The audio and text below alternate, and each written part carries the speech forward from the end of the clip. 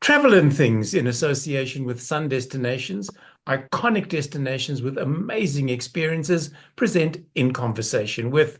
I am your host, David Batsoffen, and my guest today, this time not from Port Elizabeth, um, definitely not from Port Elizabeth, but all the way from the Ukraine, is Daron Mann, who just after I interviewed him about Port Elizabeth, told me that he was hopping on a plane to go to the Ukraine for a month, which is where we find him today.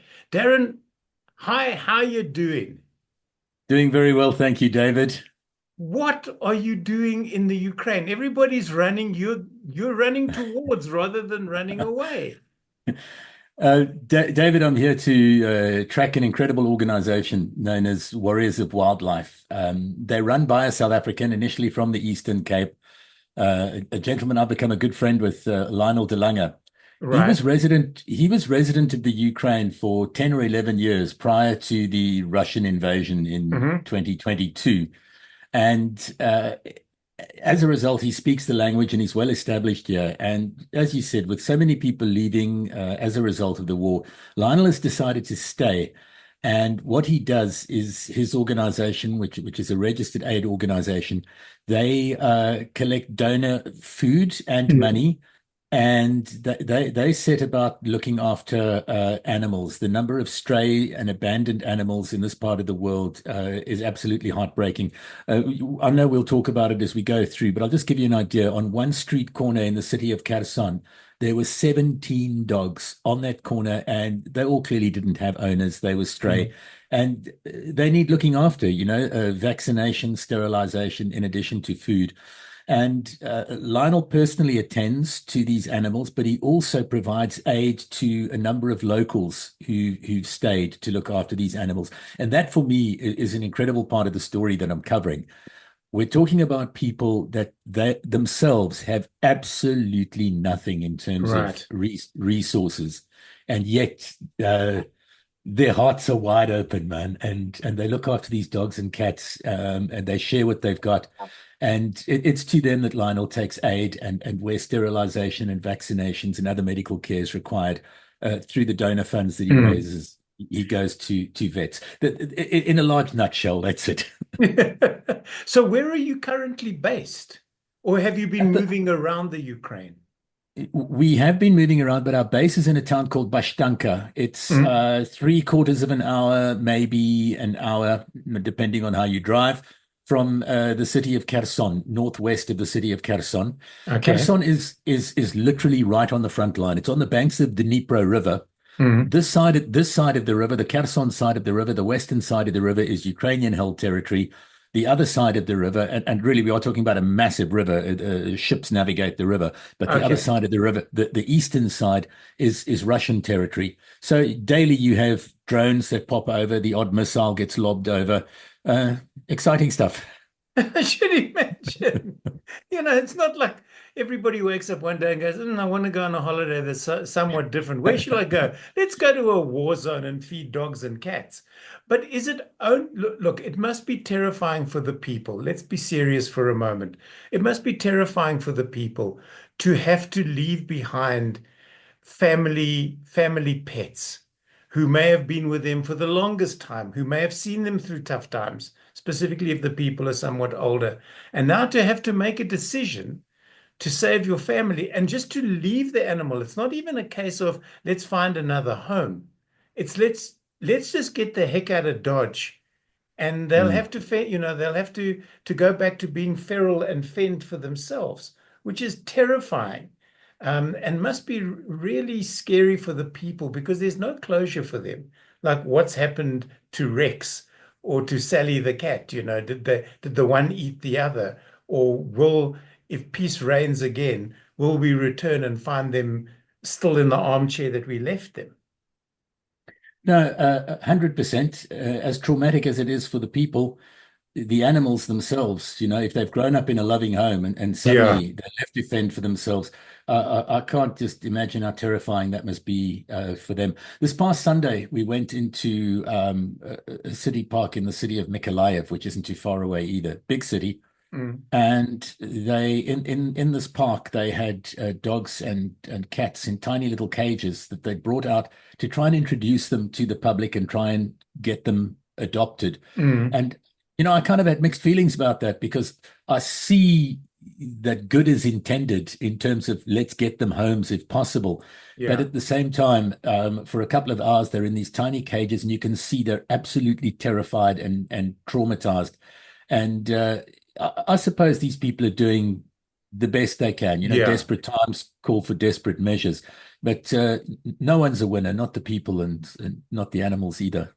I think back to visits to Istanbul and to Cairo, where the locals look after the street cats and dogs because they're big feral populations there. The fattest dogs I've ever seen are the street dogs in Istanbul because they are so well looked after. They really and truly are. But are you getting to meet other people that are dealing with this situation, locals that have taken it upon themselves to go out to the streets and to find food, find donations, to keep these animals alive? Very much so. I think one of the photographs you might have played already shows an old gentleman. His name's Vasya. He's almost 80 years old. He Right, he lives in a home with no running water, with no electricity. Every morning, he goes and he cruises the dumpsters in the town, right. and whatever edible he can find, that's the guy, the picture you're showing now, Yeah, an incredible human. He goes through the dumpsters and whatever he can find that's edible, whether it's tomatoes or vegetable peels or rice or pasta, whatever's been thrown out, he puts it all together and then he cooks it up. And I think he eats some of it himself, but he certainly makes sure that all the feral dogs and stray cats in the area get that meal from him every day. Now we know about him, so we go to him every second or third day with proper dog and cat food, which our mm, donors have made available. We get that to him. And obviously, we also make sure that there's some human aid, food, yeah. water that we Well, hand over to him as well. We run into a lot of people like that. And as I said earlier, David, for me, the more than sobering, it's humbling, is to see that it's people who really, really have very little in terms of resources themselves who are going the extra mile. And yeah, the human condition needs to see that. yeah. I've always found that they who have the least will give the most. Some years ago, I went to a white squatter camp near Pretoria. People who were displaced in 1994, living in very poor conditions, have very little in terms of anything, let alone stuff to share. Yet they asked us to share a meal with them, and we sat down and we ate with them. It's We came to donate, but at the end of the day, the poorest of the poor, and they were, helped us see what humility and humanity is all about. And from what you tell me, you're experiencing the same. I mean, this is a war situation that you're in. There are bullets and bombs and all sorts of armaments flying left and right. Yet there are people who will take care of animals because they believe, rightly or wrongly, perhaps that they are sentient beings and need as much looking after as the human people who have been left behind. 100%. And also, there's kind of a sense of man created these conditions that have put these Yeah. animals at risk. So other men and women are trying to make good, just trying Yeah. to balance the scales a little. I was I'm going to change the subject a little now, but just to touch on what you said earlier about the conditions that these people live in. I spent Friday night, I made a point of uh, booking a hotel reservation in Kherson, right Mm. on the front line, physically on the front line, to stay in a hotel there and experience just a night of what the residents go through.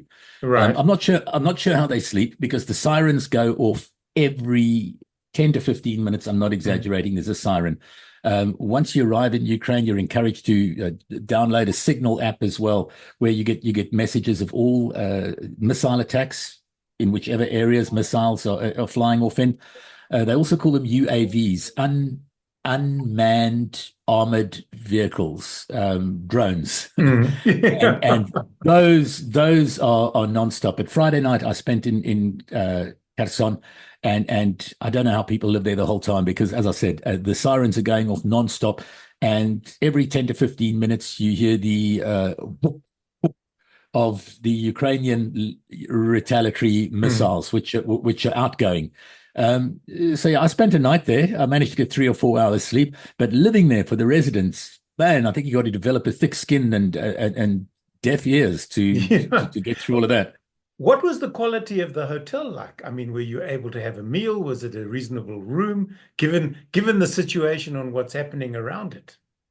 Good question. The room itself, I couldn't fault it at all. I would say the mattress was a little thin and maybe the bedding wasn't superb, but the room was classy. It was modern, the shower, the bathroom, everything was clean. It's the sort of thing you'd find in just about any international destination. Hmm. Uh, a couple of things though, the restaurant wasn't operating. Right. We were also told about the local rules, which were I wasn't if I was going to post on social media, I wasn't allowed to do the check-in thing, say where I was. Okay. So you couldn't give the hotel name, you couldn't give Mm. the GPS location. We were also warned that once the sun went down, curtains had to be closed and only bedside lights were allowed. We weren't allowed to use the lights in the room, so we couldn't light Hmm. up the place. And we were shown the evacuation route to the basement in case that was needed. And no smoking, which is universal. Okay. Fair enough. How have you, as a South African, been accepted there? I'm assuming with that statement that you don't speak Ukrainian. I don't. However, to the amusement of many locals, I've downloaded an app, Ah, okay. one of those translate GPT Yep. things, Yep. and so I say my phrase, please, can I have more ice into my phone, and then my phone tells Yeah. the waiter who's helping me what it is I'm looking for, and it's a bit of an icebreaker too, excuse the Yeah. phrase. Because they sort of chuckle and then they realize, okay, you can't speak the language, but they've all been very accepting. Yeah. Those apps are really good. And I didn't realize until I needed one when I was in Cairo. And most of the situations I got away with 3 words and lots of smiles and hand gestures. But then there were a couple of situations where I needed to ask very specific questions about something that I needed done. And that app was an absolute lifesaver because we just passed the phone back and forth between the two of us. Yeah, yeah. And we both had a darn good laugh about it because sometimes the translation is a little bit not quite left of center, but it doesn't give you exactly what you hoped it would say. You lose a bit of nuance sometimes, Yes, granted. Yeah. lost in translation. Of course, the added problem we have here is that the Ukrainian alphabet is not the Latin alphabet that that Correct. we know as well. Correct. So I don't know what I'm reading half the time. Street signs bear no resemblance to any. And you also, and you would have found it now, that you have no point of reference. It's not like if you're in Italy or France or Belgium, any one of those countries, you look at a street sign and you can sort of understand by speaking English, more or less, and sometimes even Dutch with Afrikaans. You can understand where you are, but in those sort of cities, Cairo was the same. There's stuff there that you go, I have no idea. Let me go to the GPS, and the GPS I'm an starts idiot. laughing at you. You'll never find your hotel again. I will say one thing as well, David, in case anyone's wondering and is too polite to ask. Ukrainian women, by and large, are easy on the eye. Uh, They truly are. It's a big compliment. You can walk around and you can go, oh, this. If it weren't for the war, I reckon I could live here. And it weren't for the language, and it weren't for the fact that I'm old and fat and ugly, I could live here. Well, you've said it all. What more do I have to ask you? Are there still, and this may be a weird question, but are there still tourists visiting Ukraine despite the war? Or has tourism shut down totally?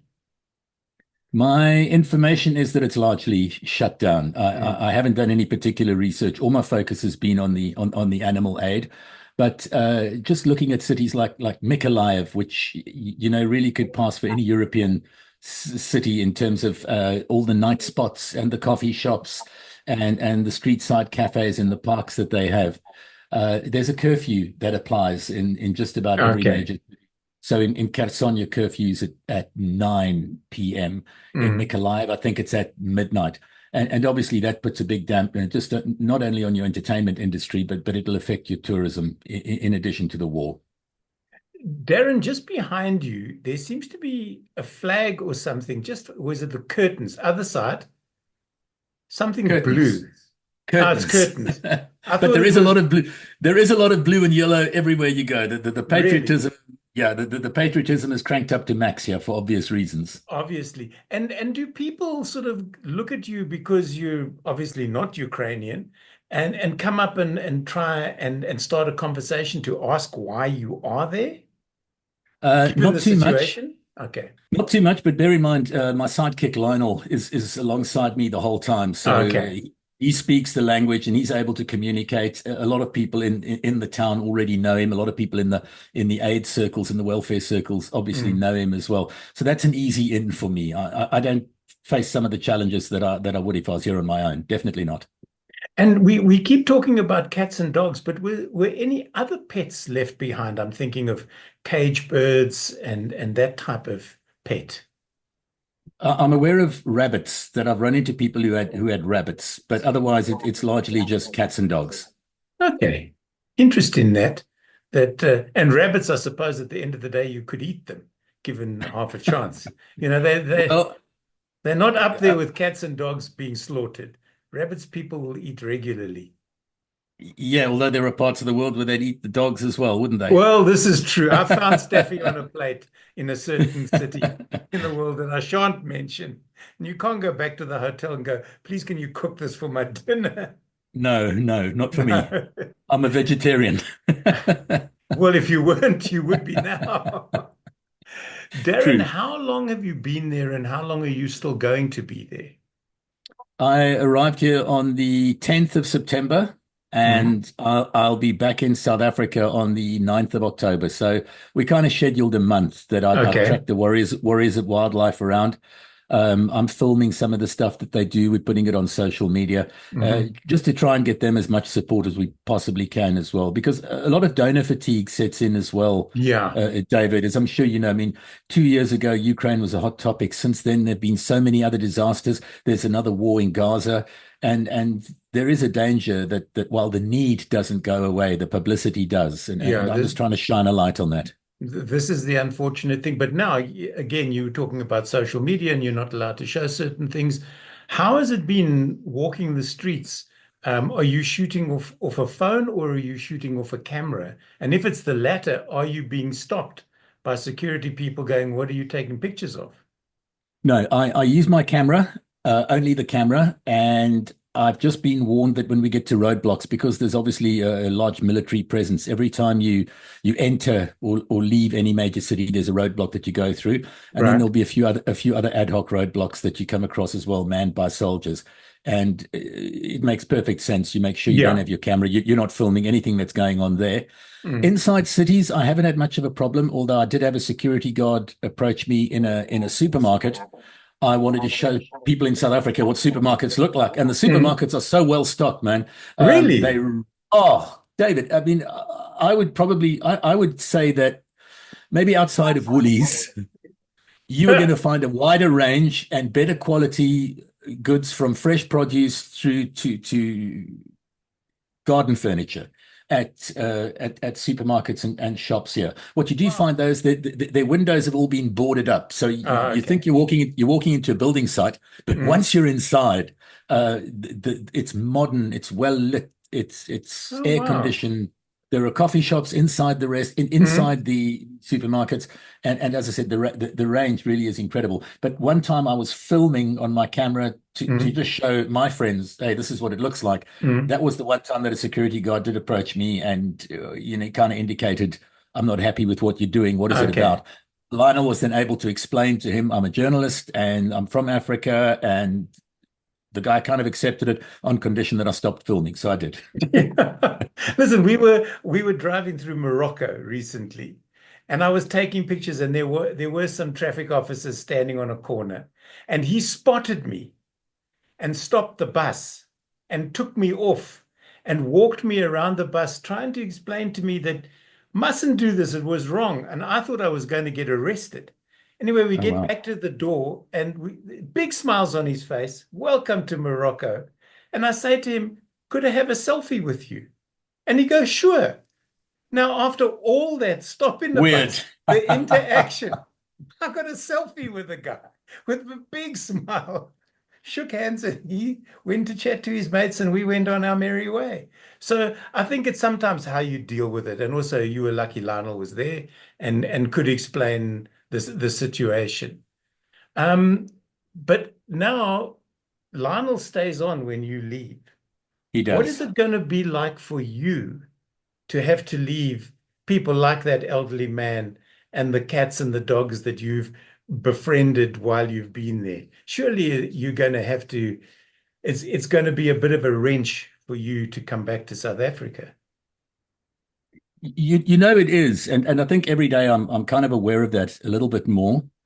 But on the other side, my own dog is waiting for me in South You think Africa. he is. You'll come back, he'll I'm go, missing him no, so no. much. You were chatting up Ukrainian dogs. I'm not interested in you anymore. Yeah, please don't tell him.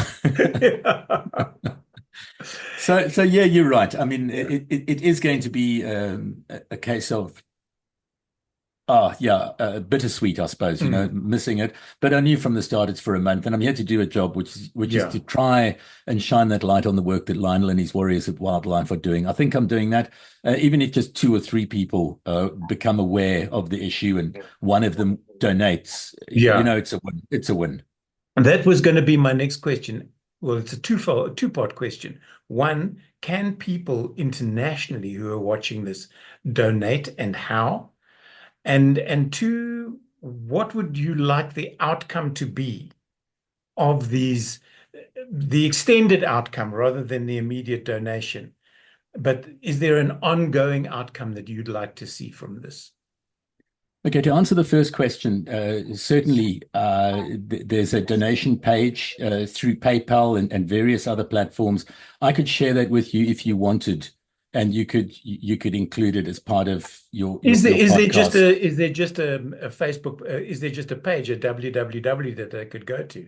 There's if you look for Warriors of Wildlife Okay. on Facebook, they have an actual landing page for donations. And as it Okay. turns out, David, most of their donations are from the international market. They get very little from South Africa. A lot of I'm not sure what the reasons Mm. for that are. A lot of emotional support from South Africa, but also it might be an indication of the economy. Mm. Not as much from South Africa as they do from the USA, for Right. example, or from elsewhere in Europe. I'll give you an example. It was a week or so ago that Lionel indicated he wanted to get, I think they called it an anti-drone device for his vehicle. Because Mm. what we've had is that drones in Kherson have targeted vehicles in the past week. Four have been blown up while the Wow. Okay. residents are inside. Mm. And he wanted to put an anti-drone. It's like, as I understand it, you spam the drone so that it Okay. can't So lock in on your vehicle. There's this right. mechanism that you can buy. Right. And he indicated on his social media pages, I'd like to get this because when I go into these areas where the drones are active, it'd be great to be secure knowing that they aren't locking in on me. Yeah. And these devices go for, I could be wrong, in the region of about 4,000 US dollars. Mm. And it was maybe a matter of 7 or 8 hours. And a donor from America came through and said, "Hey, I've been following you. I think you do great work. I'd be happy to pick up the cost of the anti-drone device that you're looking for." So I'll get that link to you. And Mm. if you're able to put it up, that Uh, would be great. the, Any and all donations gratefully and greedily accepted. greedily, I like that. How much food do those animals go through on a daily basis? There's somebody wandering around behind you. Is that Lionel? That is Lionel, yes. Ah, tell him you can come and join the party if he wants. You want to come and join the party, Lionel? This is David. It's his podcast, In Conversation With, that we're chatting on at the moment. I've obviously been telling him all sorts of lies about you. I hope they're good ones. I don't know if you can see me. Hello, David. Hi, Lionel. A big thank you to you for doing what you're doing currently. I know this is unexpected, and we've sort of just Darren's just thrust you in front of a microphone, which is what radio people tend to do. Although I can't see you, all I can see is a Zoom microphone and the top of a head. So if you Hold want on a to, if you second. can just Oh, slide over, we've got a little bit of time, so maybe you can fill me in what it is that you've been doing. I see your T-shirt says "Save the Rhino," but I somehow doubt if there's rhino in the Ukraine, or maybe there's a zoo that I'm unaware of. the last white rhino died in the Kiev Zoo in Ukraine. I think it was, I want to lie, around 2017. That was the last Okay. rhino, and it died. It died up in the Kiev Zoo. So let me ask you why you're in Ukraine, because Darren tells me you've been there for a while. This is not like, Jeez. yeah. Yeah, I moved here permanently in 2000, mid 2010. Mhm. I'd met somebody online, so I came here for girls. To be honest with you, everybody asked me that question, yeah, and I said, well, what do you want, a Right. fancy story or the truth? And Yeah. everyone runs around and says, I'm a businessman, I'm a this and I'm a that, and I moved here for love. It didn't work out. We're still Okay. friends. We're still friends, and that was prior to. Well, everyone says the war started in 2022. It didn't. It was 2014. Okay. Um, so I was living in the city of Mykolaiv then in 2014 when all this happened, and the local zoo had no food Mm. to feed the animals. I don't like zoos, but I thought that we as humans have put them in those places, and we need to take care of them. So I thought, well, let me just try and raise a couple $100, buy a ton of apples, and we'll go and feed the bears. And then it turned into to what I've done now with rescuing 38 lions, a tiger, and 17 bears from Ukraine. And where have they gone? Okay, so I have a sanctuary in Port Elizabeth, just outside Port Elizabeth, near Jeffreys Bay, called Simbonga. We started that in the middle of COVID. We've got 13 lions and a tiger there from Mm. Ukraine, plus one from Lebanon. Um, the other lions have gone to various sanctuaries in South Africa, and then Daron did a lion rescue with me at the beginning of the war, and those 9 lions we sent to the Wild Animal Sanctuary in the United States. Okay, well, I'm glad they got out safely. When you were talking about a sanctuary in the Eastern Cape, I thought that you might have bought Wide Horizon, which was there when I was growing up with cowboy moles. But I think Well, that is long yeah, defunct. that's long, long gone. Yeah, which is a pity. He did good work, although he was suicidal, and Yeah, turned out that way in the end. But he did good work, and it's from what I'm hearing between you and Darren, you guys are doing great work, yeah, and thank you for it, because it's not front of mind when people are fleeing a country.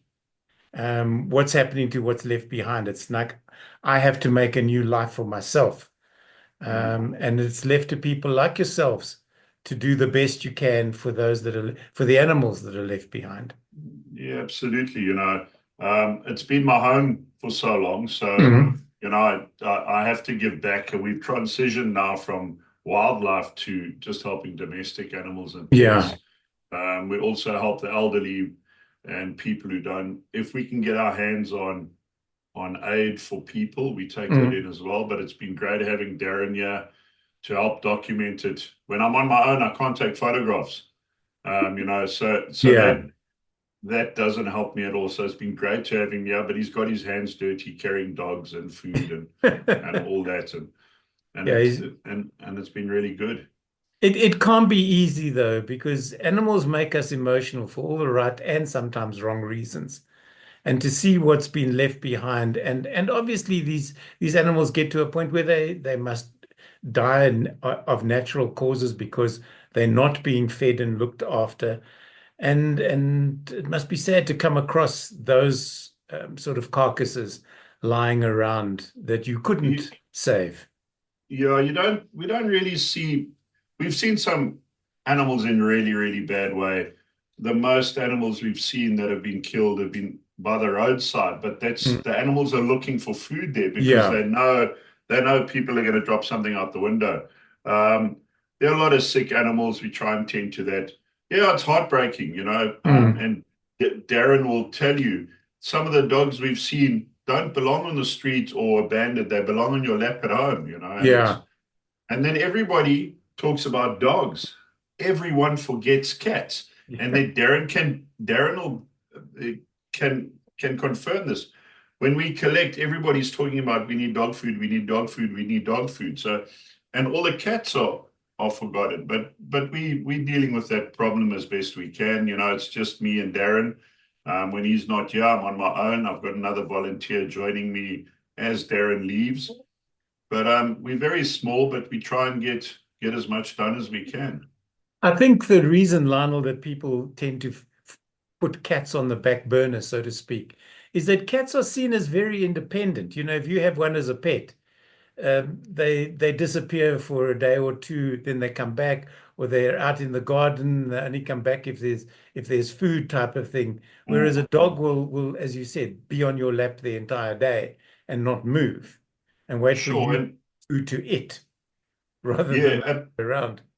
I agree with you. And but if you were over here, you would see if we go anywhere and there are cats and they know their food, they come running. Yeah. And then also cats can catch a bird and they can do whatever.